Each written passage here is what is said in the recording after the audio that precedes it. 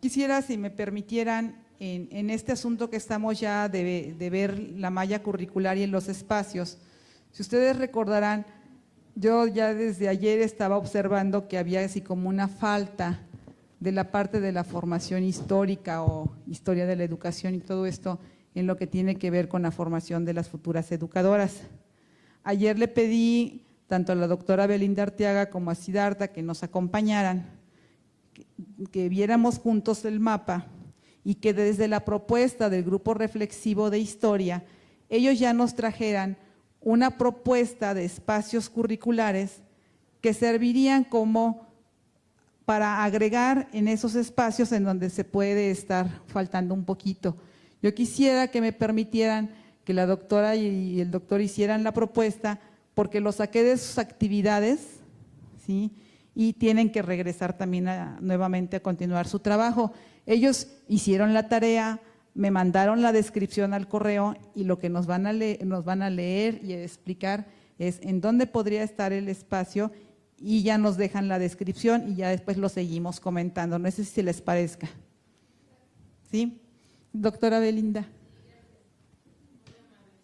Gracias, Carmen.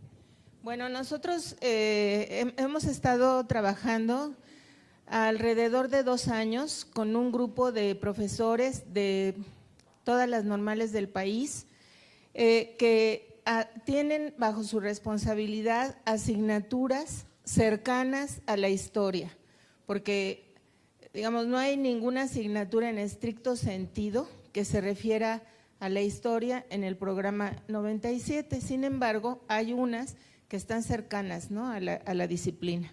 Con esos maestros hemos venido trabajando, pues más o menos a lo largo de 2 años nos reunimos con un pequeño grupo para tratar de integrar una propuesta pues que respondiera a las necesidades de la formación de la disciplina, en la disciplina, pensando en que efectivamente aquí tenemos una ausencia notable y que nos parece que la historia en efecto contribuye pues un poco a situar a las educadoras en el ámbito de la profesión, pensando a la profesión no como algo que ocurre espontáneamente ni solamente en el presente, sino digamos un sustrato que tiene hondas raíces históricas, ¿no? En ese sentido, nosotros partimos de una definición que es una definición conceptual amplia que nosotros denominamos educación histórica.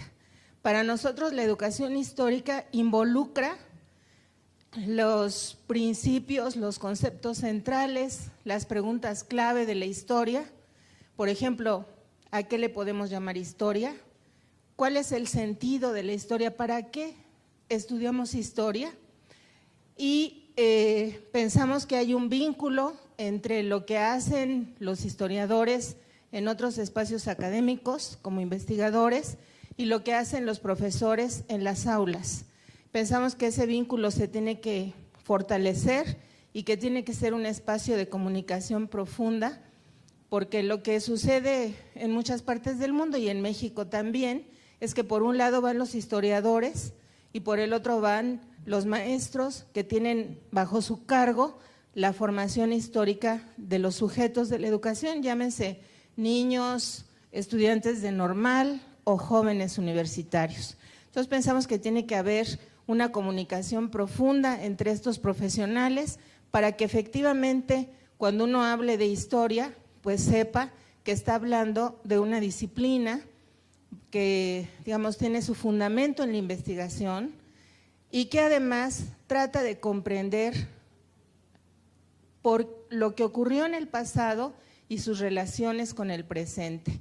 Tenemos otra concepción ahí muy vinculada, que es que el futuro no es casual, no es fortuito, se construye, y nosotros desde nuestro pequeño ámbito o amplio ámbito de intervención social, pues somos responsables de lo que pase el día de mañana, ¿no? Con la educación, con el mundo, con el país, etcétera. Entonces, en ese sentido, nosotros, como les decía, partimos de la concepción de educación histórica y pensamos que se pueden desplegar como dos grandes ejes. Uno que tiene que ver con la historia de la educación, pero situada.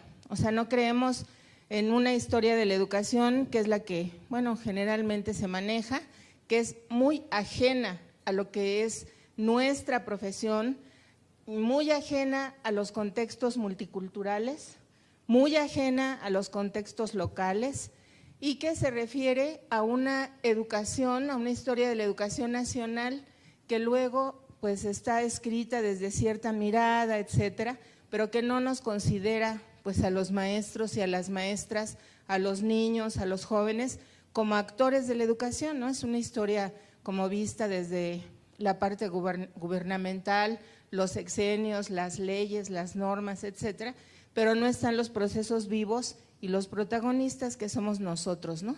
Que hacemos la historia todos los días en el aula y que somos anónimos, no estamos ahí puestos, ¿no? Entonces creemos que hay que revertir esa tendencia, creemos que tenemos que aprender la profesión desde la historia, pero desde otros protagonistas. En este caso, pues serían nuestras propias escuelas normales, los niños, las niñas, las mujeres, los indígenas, las maestras, ¿no? Se habla ahora de maestros, ¿no? Pero las maestras, ¿qué? O sea, también hemos tenido mucho que ver, ¿no? En la construcción de nuestra historia profesional. Entonces pensamos que este primer, digamos, cuerpo de contenidos podría ocupar un espacio curricular en el segundo semestre, asociado a uno que ustedes, un espacio que ustedes incluyeron en el primer semestre, que es un poco de inmersión en el espacio profesional, en donde ustedes van a conocer ustedes no, sus alumnas, los jardines de niños, las educadoras, su propia institución, cómo se fundó, etcétera. Y decimos, bueno, eso está directamente relacionado a la historia de la educación, vista de la manera en que les estamos proponiendo, o sea, vista desde los contextos multiculturales, locales, con estos actores protagonistas que hoy son medio invisibles, etcétera. Creemos que este primer espacio es fundamental porque nos da una idea de cómo se ha ido constituyendo la formación de docentes en México, pero desde las propias instituciones formadoras de docentes, o sea, no lo que dicen los informes presidenciales, sino lo que dicen los archivos de alumnos, los archivos de maestros, los expedientes que están ahí en sus escuelas normales, seguramente muy dispersos, etcétera. Bueno, a esto nosotros le llamamos fuentes primarias, porque son fuentes no interpretadas, ¿no? Y están allí en sus escuelas, yo se los puedo asegurar. Y nosotros lo que queremos es que ustedes y sus alumnos tengan las herramientas para poder localizar esas fuentes e interpretarlas y reconstruir esa historia de la educación y de la formación de maestros, pues a partir de sus propias investigaciones, que no son investigaciones muy elaboradas ni muy, complicadas, son investigaciones factibles, en donde el sujeto que construye tiene una voz y tiene el derecho de construir sus propias conclusiones, su propia interpretación de la historia, ¿no? Entonces, bueno, aquí entraríamos con una parte conceptual y metodológica para reconstruir nuestra concepción sobre la historia y para empezar a trabajar lo que ha sido la formación de maestras de jardines de niños, no en el espacio nacional, sino en el espacio, en los ámbitos cercanos a ustedes, en sus contextos, pero a partir de la disciplina, es decir, con fuentes, con conceptos organizadores, con investigaciones, con trabajo de campo, etcétera, ¿no? Entonces, bueno, ese es el primer semestre que estamos con, esto es el segundo semestre, es Historia de la Educación 1, a lo mejor le vamos a cambiar el nombre atendiendo a la recomendación que nos hace Francisco, de poner unos nombres a los espacios que como mucho más provocadores, ¿no? Que nos movilicen más, que se conecten más con los contenidos y con las propuestas. Pero por lo pronto le hemos denominado Historia de la Educación 1 e iría en el segundo semestre conectado con este espacio curricular de inmersión a la profesión. El otro espacio de Historia de la Educación lo hemos dejado mucho más abierto y flexible. Nosotros pensamos que podría estar situado en el séptimo semestre, muy cerca de investigación educativa y didáctica, con la idea de que a partir de ese espacio curricular, los estudiantes, las estudiantes puedan empezar a trabajar proyectos con fines de obtención de su título, de su trabajo recepcional, ¿no? Que ya, digamos, hoy se va a abrir, va a haber la oportunidad de que también se hagan pequeñas investigaciones. Entonces, esa sería la idea de ponerlo ahí para que puedan vincularlo y puedan hacer este tipo de trabajos. Nosotros en la actualidad tenemos una maestra, bueno, una experiencia institucional en Montemorelos, en donde las alumnas están, las alumnas y los alumnos están reconstruyendo la historia de las escuelas primarias en donde ellos están realizando sus prácticas. Han localizado documentos en donde ellos pueden ver cuándo se fundó la escuela, quién dio el terreno, quiénes eran los maestros, quiénes eran los alumnos, están los papeles ahí, ellos los han localizado. Cuando no están en la institución, porque a veces, pues digamos que se los llevan a sus casas los directores, en fin, han logrado entrevistarse con ellos y les han permitido tener acceso a los documentos y ellos han digitalizado y a partir de esos documentos ellos han empezado a reconstruir la historia de las escuelas primarias de Montemorelos, lo cual quiero decirles yo como historiadora de la educación que es una enorme aportación, porque hasta donde yo tenía entendido, los papeles de las escuelas primarias se habían desaparecido, no existían.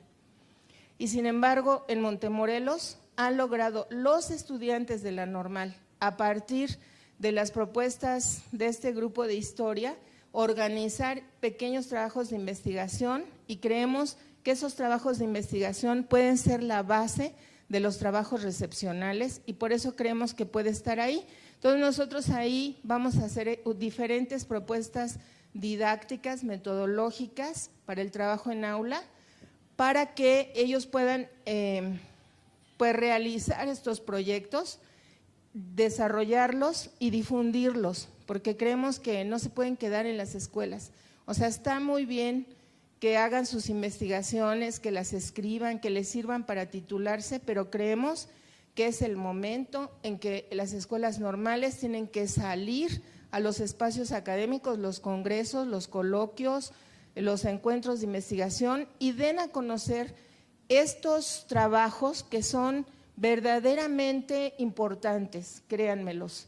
Ni los investigadores pioneros en el campo, ni la gente que tiene más de 25 años como yo, haciendo investigación histórica, sabíamos de la existencia de estos documentos, desconocíamos. Entonces, que ahora unos muchachos de la normal estén dando estos frutos, pues creo que se tiene que saber.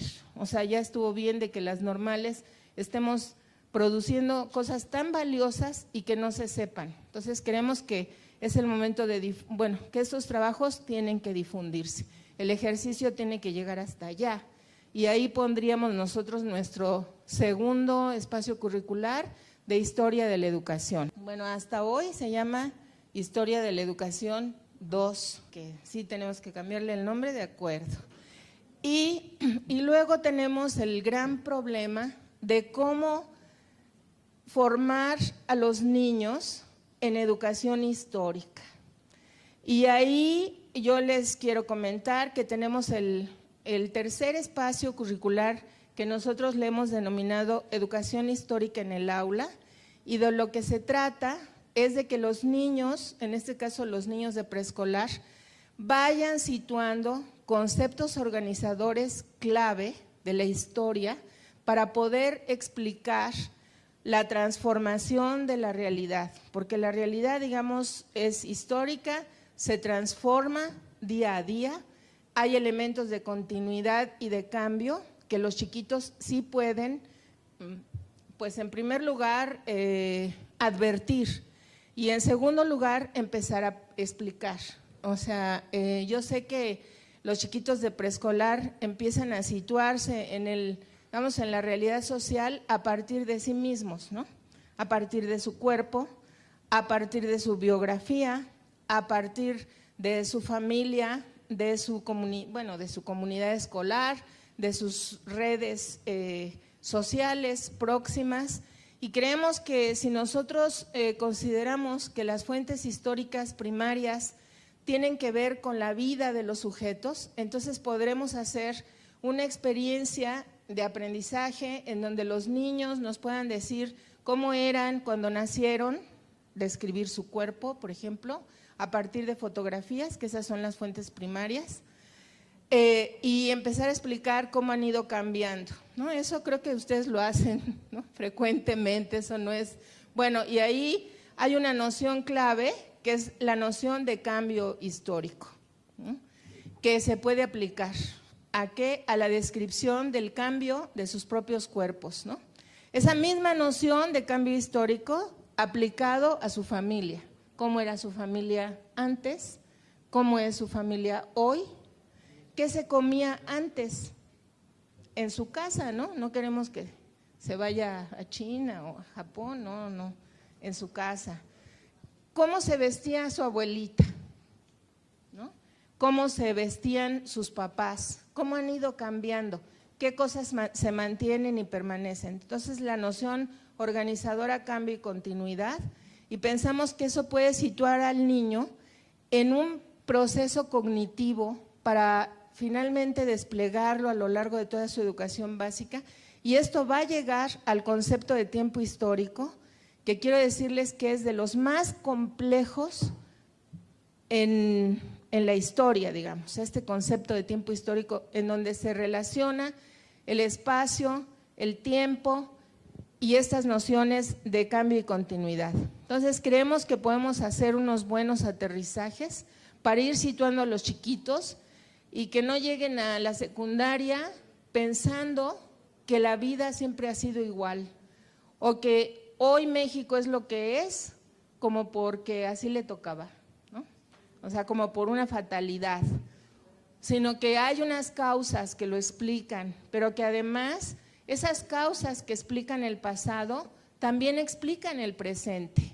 Eso que hoy somos tiene que ver con nuestra historia, pero eso es una cosa abstracta, y lo que queremos aquí situar y aprovechar las experiencias de los niños, los conocimientos de los niños y sobre todo las de ustedes, es, digamos, ir desarrollando, ir desplegando estas nociones para que el niño al final de su trayecto formativo de la educación básica sea un sujeto que comprenda que el pasado y el presente están íntimamente relacionados y que él tiene mucho que ver con el presente, pero sobre todo con el futuro.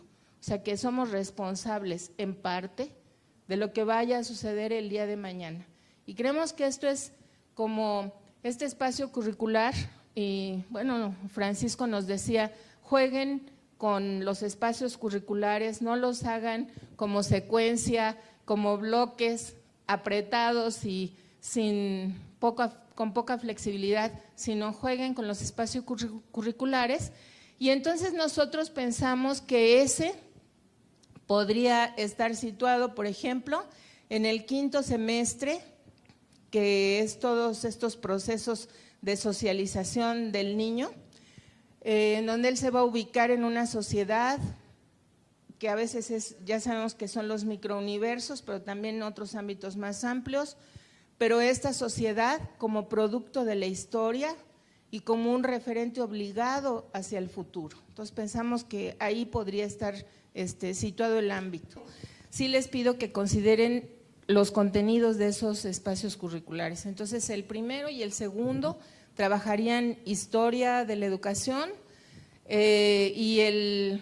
y tendríamos otros, ahí estamos como discutiendo esto de educación histórica, si darle 2 semestres o solo 1, pero ahí el centro sería el alumno, ¿no? El niño de preescolar y todas las estrategias pedagógicas que debe usar el educador o que utiliza la educadora para la maestra de jardín de niños para aproximar a los sujetos al conocimiento de la historia, ¿no? Entonces, eso sería como los dos ejes, ¿no? En todos los ejes hay un proceso de investigación para la innovación. O sea, nosotros pensamos que eso involucra un proceso permanente de empleo de las herramientas científicas para innovar y evaluar los resultados de la innovación. Y la otra cosa es que eso tiene contenidos éticos, ¿no? De compromiso, de responsabilidad frente a la historia, frente al futuro, etcétera. Eso lo tenemos como muy presente. Bueno, muchas gracias. Gracias, Francisco. Ya, pero yo creo que, al menos de lo que yo escuché, y me gustaría, si hay alguien que no piensa de la misma forma, si hay un cierto sentido y significado de lo que nos están planteando para remirar un poco nuestra ubicación espacial de los contenidos. No es pregunta, sino me parece un acierto en el sentido de que ya habíamos discutido que muchas veces las alumnas trabajan este tipo de contenido sin saber que lo están haciendo, sin ponerle un nombre, y es como darle el dominio del contenido. Y el asunto de la ubicación, también eso de que no estén como continuos, porque a veces también pareciera como un bloque pesado, generalmente así como que ya cuando… Claro que esto va a depender mucho de la metodología y que estamos en el enfoque que vamos, no sería nada pesado porque sería algo como movilizar competencias, pero sí creo que viene a suplir esta falta de dominio que a veces, que era muy palpable en las educadoras y que viene a fortalecer su formación. Perfecto. Bueno, tal como lo planteó la doctora, yo lo veo incluso sumamente compatible con el programa de educación preescolar, porque precisamente en el programa, en el campo formativo de desarrollo personal y social, hay algunas competencias que hablan específicamente de lo que ella plantea, y a mí me parece que es darle un giro a la forma en que se ve la historia con las propias estudiantes, porque en el plan de estudios actual sí hay un espacio donde se habla de la educación y el desarrollo histórico de México, y sin embargo no acaban de integrar una idea de para qué cursar esas asignaturas. Entonces a mí me parece que tiene, así como usted lo planteó y que supongo que está por escrito, me parece congruente. Considero que las aportaciones que hace la doctora en el curso, bueno, la descripción que hace en el curso de Historia de la Educación, están inmersas en la descripción que ya plantea el equipo de pasado y retos actuales de la educación básica. Y la misma mirada que hace en la Historia de la Educación 2 aparece, nada más que no veía y buscaba al compañero al que trabajó, aparece en acercamiento al medio social en el preescolar, o sea, sí está contenida ahí. Sí se está pensando el análisis que usted hace, o bueno, la observación que hace y la aportación que dice en relación a ver, iniciar desde el niño hacia la sociedad. O sea, sí está ahí, entonces o nos quedamos con un curso o nos quedamos con el otro, porque creo que en el desarrollo está contenido. Cuando empezamos a trabajar el grupo de historia, acercarnos a este grupo de trabajo y bueno, a esta propuesta de reforma en la formación de docentes, se nos dijo, se nos advirtió que no nos apegáramos a la malla curricular, porque entonces toda la discusión gira en torno a eso, sino que era preferible que nosotros nosotros hiciéramos nuestra propia propuesta desde donde veníamos trabajando, para que así, digamos, lo que nosotros hiciéramos o digamos, la formulación que nosotros elaboráramos tuviera la pertinencia del trabajo realizado pues a lo largo de esos 2 años, ¿no? A nosotros nos pareció muy acertado, nos costó mucho trabajo separarnos de la malla, ¿ves? Porque la malla es como muy, bueno, es como que te convoca mucho, ¿no? Y vamos, como que también te implica una réplica. Bueno, ustedes ya saben, ¿verdad? Lo que pasa con la malla. Entonces nos soltamos de la malla y nosotros hicimos un trabajo sin considerar la malla. Creemos que fue un acierto, porque digamos yo cuando vi la malla y dije, la historia de la educación básica, pues empezó yo le decía a Marcela, oye, eso empezó en los 80s, Marcela, y ella tenía la amabilidad de la educación básica, no se hablaba no existía el concepto de educación básica, el concepto de educación básica lo empieza a manejar Jesús Reyes Heroles, y me decía Marcela, no, pero acuérdate que fue a finales de los 70s. Bueno, ok, pero la educación preescolar empezó a finales del siglo XIX, ¿no? O sea, hay como un siglo de distancia. Entonces, yo tenía esa primera objeción. Y me parece que no es una objeción, digamos, es una objeción conceptual, porque tú, si haces la historia desde el 70, pues realmente estás haciendo historia del presente, no estás haciendo historia, ¿no? La historia es la historia del pasado en relación con el presente, pero es del pasado. Y la historia del pasado, en el caso de la educación preescolar, es una historia importante, muy importante, a lo mejor para criticarla, ¿no? Para decir, bueno, aquí mira nada más o sea, comprender el pasado no implica su aceptación pasiva, ni tampoco implica elaborar panegíricos. Ahora me voy a poner a hacer monumentos para montar ahí a todas las figuras de la educación preescolar, a todas las maestras, las educadoras, estas poderosísimas que se convirtieron en damas de hierro, ¿no?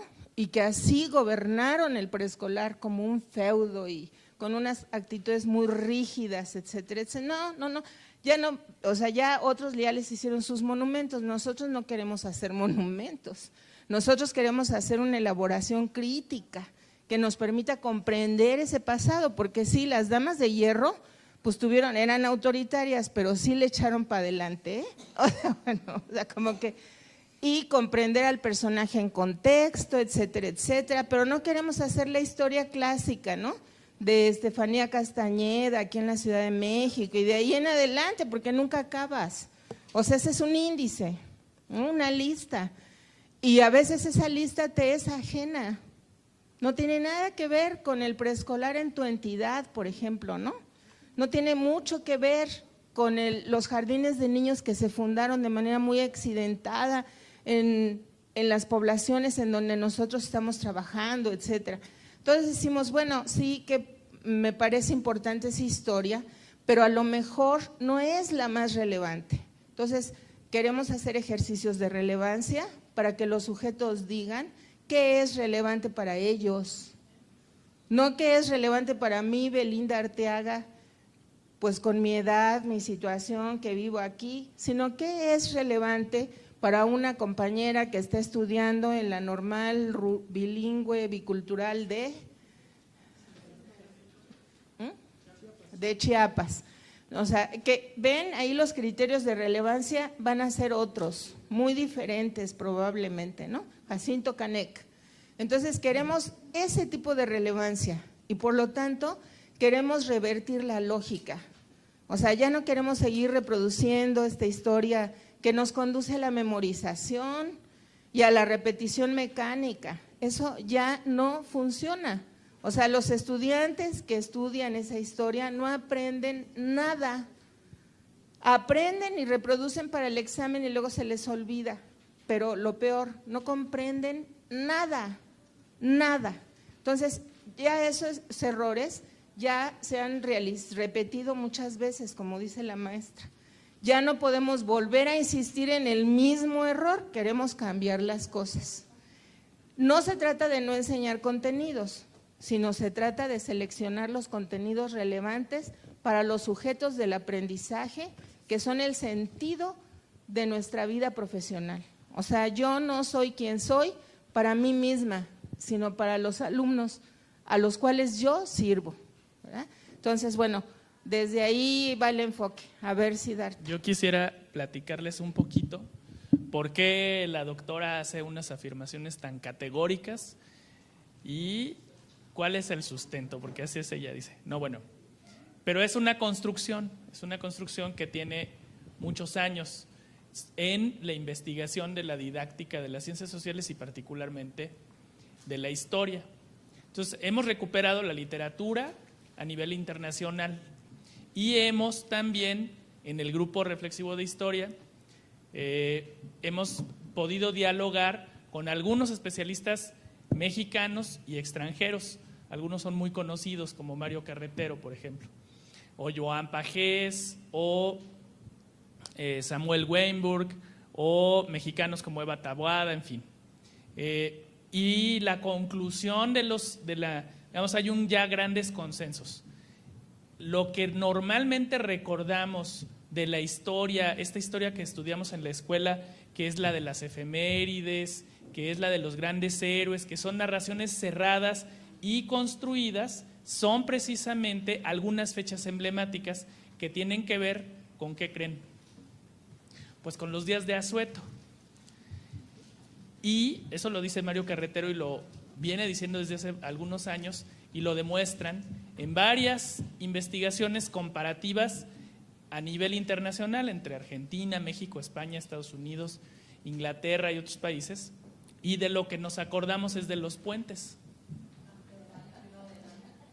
Gracias, etcétera. Sí, o sea, nos acordamos de los puentes, no porque sea de historia el asunto, sino porque pues es de asueto.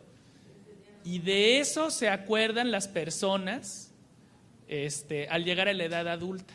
Entonces es la parte que sí retenemos, por razones evidentes. La parte que no recordamos es cómo se dan los procesos históricos, cómo pensar históricamente, cómo llegamos hasta aquí. Entonces, ¿cómo le hicimos? ¿Qué pasó? Y luego lo que decía la maestra, bueno, cómo no volver a llegar a esta parte que no nos encantó, ¿no? Esa parte no la hemos podido construir con esta historia transmisiva y además a mí me encanta este enfoque que estamos proponiendo ahora porque nos permite romper epistemológicamente muy fuerte con esa historia ya muy hecha y le podemos dar a nuestros estudiantes de la licenciatura en educación preescolar y en primaria la oportunidad de hacer su propia historia. Entonces, un poco en ese sentido. Ahora, nosotros hicimos una encuesta a nivel nacional. En el 60%, cubrimos el 60% de la matrícula de la licenciatura en educación secundaria con la especialidad en historia y cubrimos alrededor del 25% de la matrícula en primaria y no nos fuimos a Presco, pero en todas las normales a nivel nacional. Y lo que encontramos fue, nos encantó la encuesta porque corroboramos muchas hipótesis, ¿no? La primera es que todos nuestros alumnos se acuerdan perfectamente bien de todos los puentes. Claro.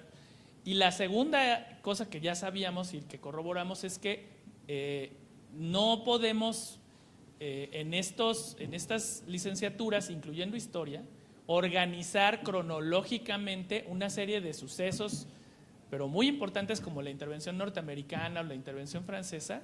No podemos organizarlos cronológicamente, o sea, los estudiantes no saben qué pasó primero, si la independencia o Maximiliano, eso no les queda claro. Insisto, también a los de historia de octavo semestre, porque nos fuimos de segundo a octavo, ¿no? Entonces, eso es como muy interesante. La otra parte que es muy interesante y que lo hemos visto en los exámenes generales de conocimiento es que cuando ingresan a la carrera tienen un nivel de conocimientos históricos y cuando salen están prácticamente igual. Pero eso no es problema del maestro, ¿no? Bueno, yo pienso, no es problema del maestro. Y cuando yo voy a las normales y veo cómo están trabajando los profesores, en algunas normales, que son excepcionales, hay que decirlo, constato que no es un problema del profesor, es un problema metodológico y que está en el programa en realidad. Entonces, lo que nosotros recuperamos con esta propuesta son experiencias de innovación que los maestros, estos que les digo excepcionales, han tenido, se han visto obligados a implementar. Y bueno, así con mucha pena nos dicen, pues usted viene de la DGESPE, pero yo le tengo que decir que yo no cumplo el programa. Perdón, pero yo no lo cumplo, porque si lo cumplo no aprenden mis estudiantes. Entonces uno siempre tiene que aclarar, yo no soy policía, yo soy historiador y no vine a revisar, ni a vigilar, ni a sancionar a nadie. Me parece muy bien que haga sus innovaciones y que con eso sus alumnos aprendan lo que tienen que aprender para poder enseñar. De eso se trata. Entonces lo que hicimos fue recuperar todas estas experiencias de innovación. Una es la que les contaba la doctora, pero también en Chihuahua, en la Nacional de Maestros, en la Normal Superior de México, en la Normal Superior de Morelia, en la de Chiapas, los compañeros de la Jacinto Canec, en muchos lados han implementado innovaciones curriculares en diferentes asignaturas para que sus estudiantes puedan aprender. Y lo que ustedes están viendo ahí reflejado es una síntesis de esas innovaciones curriculares que nosotros construimos en el grupo de 100 profesores y luego estuvimos sistematizando en un grupo más pequeño. Y quiero decirles que nos echamos una semanita, la semana pasada, sentaditos, haciendo nuestras competencias y nuestras unidades de competencia y esta propuesta que les trajimos hoy. Entonces, porque nos teníamos que apurar para podernos ver con ustedes. Ahí va. El asunto aquí, recuerden que nuestro enfoque es de integración, integración e integración. Entonces yo creo que queda más o menos claro y lo comparto en términos ahí de que yo creo que se va a revisar con estas miradas y creo que los comentarios iban en esa apuesta de que hay ciertos contenidos y formas de aproximaciones que generan con este tipo de cosas. Y lo más probable es que surja una aproximación híbrida en términos de las propuestas que tenemos y las metodologías que se están apostando. Lo importante es, y ahí va mi comercial, si alguien no quiere que su trabajo sea olvidado en la reforma, ahí tenemos nuestra computadora que está esperando que pongamos las descripciones de las unidades curriculares para que se revisen los documentos y no porque digamos, es que yo no fui ahí, no me tomaron en cuenta, pues ni tú escribiste, no guardaste, pues nadie te va a escuchar ni te va a leer. Entonces, encarecidamente les pido que todos los equipos que ya tienen su información lo pongan acá, porque se tiene que revisar cada espacio curricular con las diferentes propuestas que hay, ¿sí? Entonces, por eso es como la otra cosa. Como vemos ahora cómo es un poco el proceso complejo de la generación de la malla curricular, aquí lo que estamos mirando es también un poco la complejidad en términos de… Y les voy a recordar un poco la tarea que les pedí, en términos de que quienes estaban proponiendo los diferentes espacios curriculares que habían haciendo una descripción y análisis de competencias, si desde su punto de vista teníamos que mover esta malla, porque si lo movemos, aunque sea solamente uno hacia adelante o hacia atrás, va a generar una vez una discusión de horas.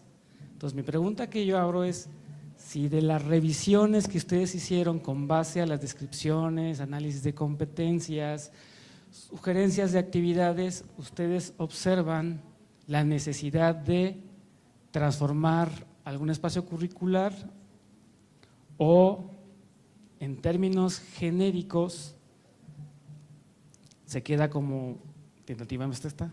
Ojo, ya aparecieron unos nombrecitos que se tienen que discutir porque desde el enfoque del sistema de escuelas normales, el diálogo en reforma incluye todas las voces y así tenemos que ir a escuchar, así como escuchado a los de música, a los de matemáticas, hemos escuchado la propuesta nuestra, estamos escuchando la propuesta del equipo de historia, tenemos que rescatar todo este saber y potencializarlo en una malla curricular que nos haga sentido. Estuvimos revisando los espacios que se crearon el día de ayer acerca de la socialización y la sociedad y su influencia en la familia. Nos pareció adecuado, de acuerdo a la descripción que se está dando, que sea la sociedad y la familia. Nada más, cambiar quizás el nombre. Más preciso según lo que estaban analizando y proponiendo en ese espacio curricular. Sí, porque tal parecía que era un contenido que se podría quizás analizar en los otros espacios, pero ya muy detallado en la descripción nos quedó Más sociedad claro así. y familia. Perdón, en esa misma línea, desde ayer hicimos la observación, pero no sé si fue un error y se quedó o alguien lo trabajó, porque quedaron 4 espacios y el cuarto espacio que dice acercamiento al medio social en el preescolar, de alguna manera está viéndose inmersa en sociedad y familia. Y entonces pareciera que ese ya sobraría. Sí, entonces nada más quiero preguntar si alguien lo trabajó por separado o fue algo que se nos quedó ahí y no se borró. No, en el equipo, yo estuve en ese equipo de trabajo en cómo se estaba discutiendo el asunto y lo más curioso es que se relaciona mucho con lo que están trabajando en historia, que es cómo estamos trabajando el niño con la sociedad, cómo estamos comprendiendo este enfoque ya con el propio niño desde un ambiente distinto. ¿Sí Entonces no es lo mismo. No, no es lo mismo. No es lo mismo. Por las discusiones que estaban dando, es más parecido a lo que están planteando el equipo de historia. Ese es el enfoque. Es que si tú ves lo que nosotros escribimos acá, sí tiene su diferencia, pero también está con ese enfoque. Por eso queremos que en las cartas descriptivas que están dando ustedes de estos elementos se vayan leyendo por los diferentes equipos para que no un espacio curricular esté tan extenso que no se cumpla. Pero básicamente es posible, una vez leyendo la descripción que ellos están planteando, que esa se transforme en educación histórica en el aula o algo por el estilo, ¿sí? Esa es un poco la idea, conforme a las descripciones y discusiones que se dieron, ¿sí? Entonces no nos sorprenda que a lo mejor esa sí entra con una relación más parecida a lo que nos están planteando por allá, porque el enfoque y lo que estábamos discutiendo acá hace mucho sentido.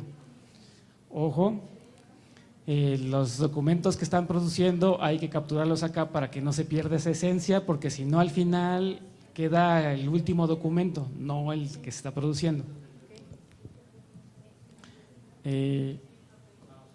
¿Otras observaciones o comentarios específicos con la malla? Había 4 espacios y bajaron uno, el que era Educación artística, está proyectos integradores, música. Ajá, ese. Era uno era para música y danza y el otro teatro y plástica, en lugar de educación artística en preescolar, porque ese lo vamos a ya lo estamos formalizando como optativa de alto nivel, ¿no? Ese, porque sí va a ser de atracción, o sea, sí lo van a elegir. Ajá. Y copia así y pégalo, sí, copia,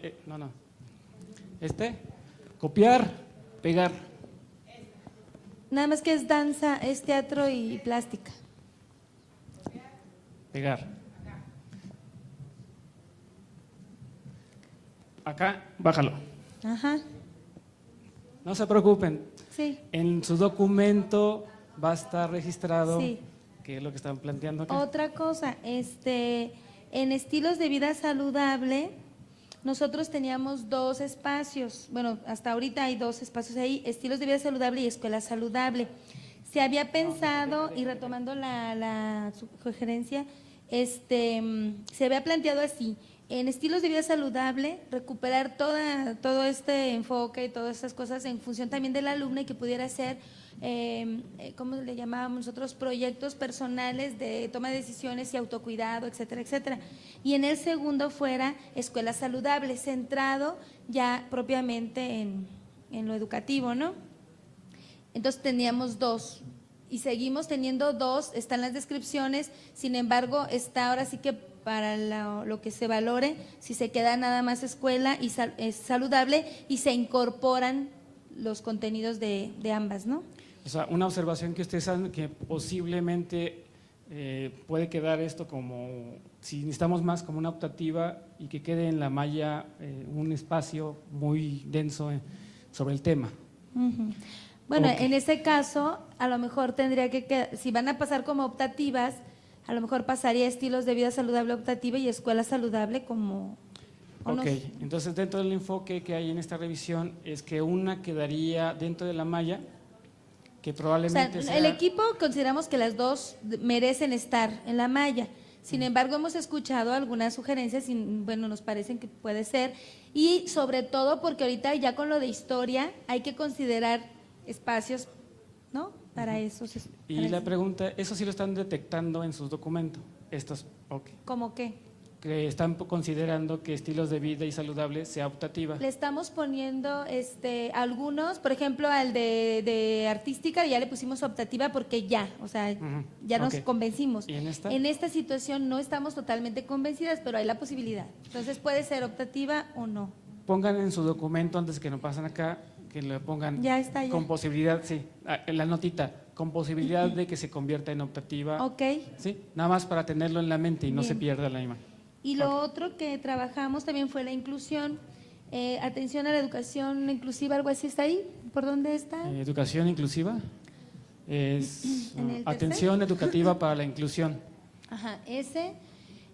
También nos habían pedido inicialmente 2 espacios, puesto que venía con el antecedente de necesidades educativas especiales, atención a la diversidad, bueno, varios cursos, ¿no?, que nos dieron y manejábamos solo 2 espacios de 4 que nos habían mandado, pero ahora solamente ya desde la mañana vimos que solamente aparecía uno, que es atención educativa para la inclusión. Nosotros habíamos propuesto otro espacio que se llama adecuaciones curriculares para la educación inclusiva, que pues lo desarrollamos también no sé si pasaría a optativa como adecuaciones curriculares. Yo le platicaba a Claudia en la mañana o a mediodía por lo del diseño de situaciones didácticas y adecuaciones curriculares, que es más completo en el espacio curricular que nosotros tenemos contemplado, ¿no?, el asunto, porque abarcaría todo lo de la inclusión y todos los aspectos que se han citado en algunas asignaturas, ¿no? Pero bueno, todavía está ahí, pero nosotros ya lo pusimos como optativo, puesto que ni siquiera aparece ahí, entonces ya lo Ok. pusimos como optativo. También ya está acá eso del documento que no se Ya queda. está ahí. Lo que no está todavía, pero seguimos trabajando porque la verdad es pesado, es que tenemos un gran avance en taller de material didáctico. No es así, ¿no?, pero tiene un nombre porque creemos que sí puede ser considerado como una optativa más de materiales y ya, ¿verdad? Ese es el que sigue, el que tenemos todavía así como Ok, pendiente, muy ¿no? bien, porque Ese es nuestro avance. muchos de los contenidos o metodologías podrían estar ya incorporados en algún elemento y si se requiere una profundización, podría hacerse como una especialización más adelante. O después de revisar todos los contenidos distintos, a lo mejor tendría que crecer un espacio curricular. Nada más que hay que evitar que se haga choncho. Ok. Están ahí. Ya se hizo una bastante ardua revisión de diferentes contenidos y quisiéramos comentar un poco cuál es la visión de los pasos siguientes que se están contemplando en el avance del trabajo. El objetivo fundamental que teníamos en esta reunión era visualizar desde la perspectiva de educación preescolar una malla curricular y haciendo análisis un poco más profundos acerca de la primera versión que teníamos de la malla de educación básica. Ahorita llegamos a una segunda versión mucho más terminada y en los equipos que estuvieron trabajando se hicieron afinaciones más claras de las descripciones y la relación de las competencias que se tienen. Como vimos en el ejemplo del día de hoy, por ejemplo, con el equipo de trabajo de historia, se va a revisar de todas maneras por diferentes equipos todavía toda esta propuesta. La diferencia sustancial que tenemos con esa propuesta es que a nosotros nos dieron algunos elementos con que trabajar. Nosotros estaríamos esperando entregar una gran cantidad de elementos para que se nutran las discusiones y se le dé sentido y organización a todo el proceso de reforma. Ya la mayoría de los equipos ha puesto en digital toda una descripción completa. Esto lo vamos a compartir con todos ustedes en términos de que es un producto del trabajo. Entonces vamos a enviar por correo electrónico todos los documentos con los que trabajamos en esta sesión de trabajo. La malla desde la visión de educación preescolar y las descripciones distintas de los distintos. Como parte del proceso que tenemos considerado en esta revisión, es muy probable, ahorita Carmen nos va a explicar un poquito más esta visión, es, a menos que ustedes consideren lo contrario y me digan una razón fuerte, que el trabajo que vendría en la construcción de la malla es a través de equipos más pequeños. O sea, si estamos involucrados nosotros en diferentes equipos distintos, tal vez platicando con otras personas de disciplinas para ir aterrizando de manera mucho más puntual cada uno de estos elementos y entonces tengamos ya esta visión global, pero podamos ir aterrizando con lo que hemos aprendido y escuchando con los demás elementos constitutivos, con la idea de que de una manera mucho más puntual podamos llegar antes de agosto con un primer semestre de entrada y un segundo semestre de entrada muy claritos, pero también ya la visión global de lo que estaría ocurriendo en 5 años en nuestras escuelas normales.